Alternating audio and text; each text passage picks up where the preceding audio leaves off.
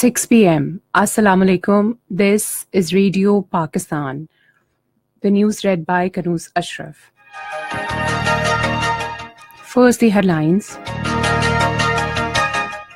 Kashmir Solidarity Day is being observed today to draw the world attention towards urgency for resolution of the long-standing dispute as per UN resolutions. Prime Minister says despite blatant use of brute force, the Indian government has failed to suppress the spirit of freedom among Kashmiris. Pakistan today again summoned Indian Deputy High Commissioner at Foreign Office and lodged strong protest over unprovoked ceasefire violations by Indian troops at LOC. The fourth joint exercises of Pakistan Navy Special Services Group and Saudi Navy Special Operations Forces begin in Arabian Sea today. The United Nations has launched a gigantic plan to provide quality education to the students in 11 districts of Balochistan. North Korean president will visit South Korea this week to attend the Winter Olympics. And now the news in detail. Kashmir Solidarity Day is being observed today across the world to express support to Kashmiris in their just struggle for inalienable right to self-determination under UN resolutions and aspirations of the Kashmiri people. Nationwide, 1-minute silence was observed at 10 a.m. to honor Kashmiri martyrs. The main ceremony of the Kashmir Solidarity Day is in progress in Islamabad. President Mamnoon Hussain will address the ceremony. Besides the leadership of Hurriyat Conference, prominent political and social figures as well as the intellectuals are addressing the ceremony. Rallies, public meetings, functions and seminars are being held in the length and breadth of the country and Azad Kashmir to draw attention of the world community towards the plight of Kashmiris. In his keynote address on the occasion, President AJK Masood Khan has said that Pakistan's successful diplomacy has kept the issue of Kashmir alive despite India's propaganda. Prime Minister Shahid Khaqan Abbasi has reiterated full support of the government and people of Pakistan to the just and legitimate right of the Kashmiri people for the peaceful resolution of the issue in line with their aspirations. The Prime Minister was addressing joint session of AJK Legislative Assembly and Kashmir Council on the Kashmir Solidarity Day. He said all the legitimate use of force by the occupation forces in Kashmir had miserably failed to suppress indigenous freedom struggle. About 207 million Pakistanis supported their Kashmiri brethren in their struggle. The Prime Minister said there might be differences among the political leaders, but on the Kashmir issue, all the leadership was united and there were no two opinions. Foreign Minister Khwaja Asif says the Indian Army had failed to suppress the freedom movement of Kashmiri people through atrocities, large-scale human rights violations, genocide in occupied Kashmir. Addressing a Kashmir conference in Sialkot, he said now the time had come for the international community to wake up and put pressure on India to give the fundamental right of plebiscite to the oppressed Kashmiri people.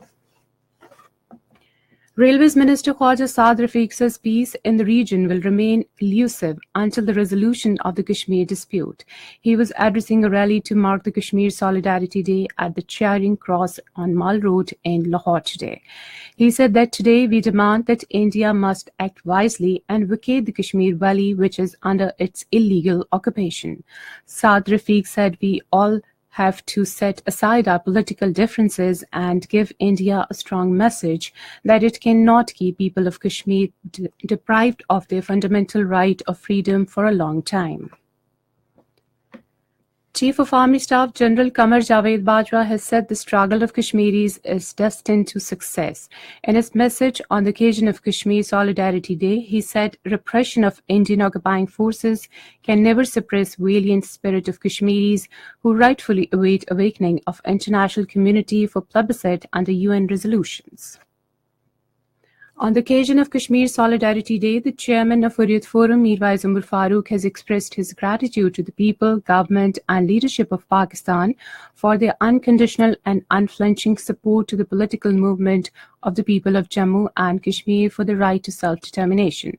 In his message, he said the people of Kashmir have for a long time now been battling hardships and oppression. He said in spite of all the suppression, the ruthless Indian rulers have not been able to break the will and commitment of the people towards the movement.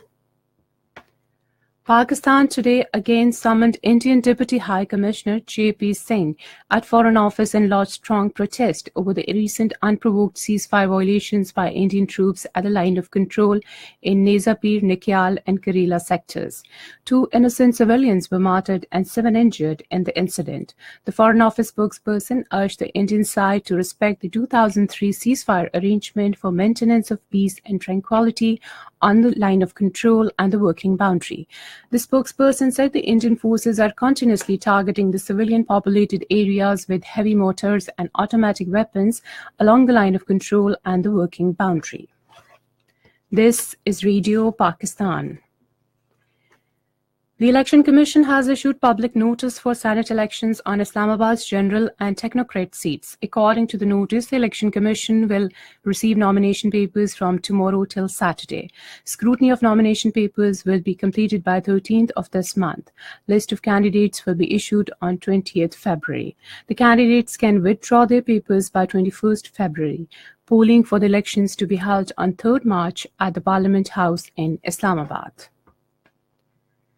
The 4th joint exercises of Pakistan Navy Special Services Group and Saudi Navy Special Operations Forces began today. The purpose of the exercise is to enhance operational skills against terrorism and exchange professional capabilities. According to a spokesman of Pakistan Navy, these exercises will comprise on harbour phase and sea phase. The spokesman said that joint exercises Afal al-Sahel will also improve the capabilities of both Navy's Special Operation Forces. The joint exercises will continue till 16th of this month. The United Nations has launched a gigantic plan in Balochistan to provide quality education to the students in 11 districts of the province. This was stated by spokesman for the UNICEF, Naqibullah Khan, while talking to Radio Pakistan Laura Lay correspondent. He said under the plan, UNICEF will train around 3,000 teachers for imparting quality education, besides upkeeping more than 100 state-run schools buildings, extending better services and facilities to the students and teachers. North Korean President Kim Jong-nam will visit South Korea this week for the Winter Olympics. North Korea's official news agency has confirmed today that President of the Presidium of the Supreme People's Assembly would attend the Olympics opening ceremony on Friday in Pyeongchang. Both Koreas will march under one flag at the opening ceremony. North Korean President will also lead a 22-members delegation that was expected to arrive in South Korea on Friday for a 3-day trip. Experts say this visit is unlikely to have any impact on the North's nuclear ambitions. Israeli forces rounded up 21 Palestinians in overnight raids across the Israeli-occupied West Bank. According to Palestinian figures, roughly 6,400 Palestinians are currently held in Israeli prisons, including dozens of women and minors. Some 450 of these are under Israel's illegal detention, where they face neither trial or charge. Iraqi security forces have killed 6 Islamic State militants in an operation at the town of Hawaija in Iraq's northern province of Kirkuk today.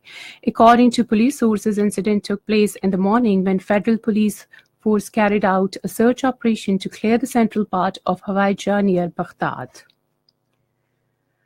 At least 6 people were killed in an attack by Boko Haram in Cameroon's Meo Tasanga subdivision of the far north region.